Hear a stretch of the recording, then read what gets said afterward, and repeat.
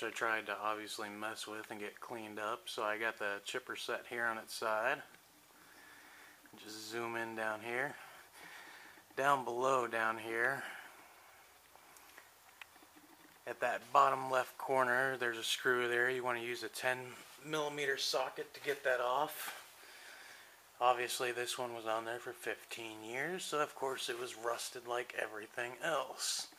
And just behind it, to the side right there, there's a little spring you need to disconnect from your governor throttle. So we'll go ahead and get in here and get that off.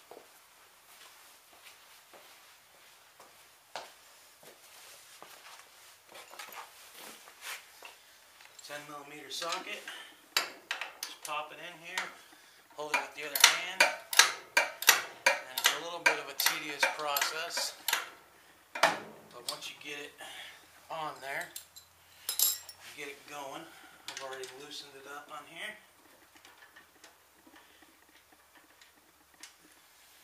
Yep, still got a little bit further to go. Unfortunately, it doesn't give you much working room. And I went ahead and disconnected my spring already to get that out the way.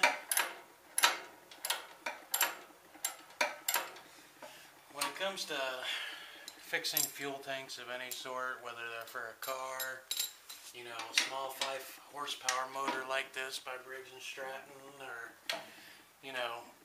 17 horsepower boat motor, doesn't matter what it is. It's very dangerous, even though you can get all the fuel out, to go ahead and weld anything or try to repair it, even being a professional. There's tons of people that die yearly from trying to weld and repair tanks because of the acetone that gets down in there while they're welding, and that gas will build up, and as soon as you start to weld again, it ignites and the whole tank will explode. I mean, it only takes just a little bit of gas to cause that to ignite and obviously ruin your entire day. So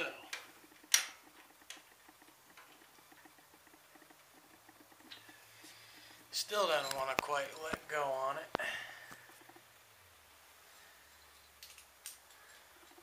Don't worry, I'll speed up the video for this part so you guys don't have to see me fight with bolts. I've been fighting with this motor for too long now.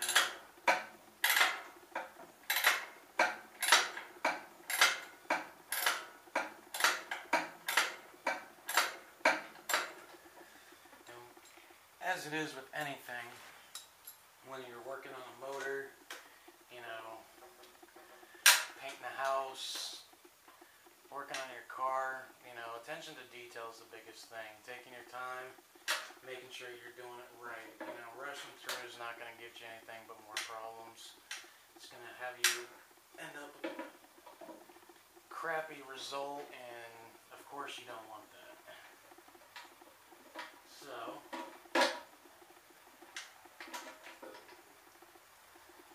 tiny little bolt. But here's the back of the fuel tank. Here's the little spring I was talking about. Just hooks on this part. I'm going to take it off here. I've already got it cleaned up. This is the old fuel tank.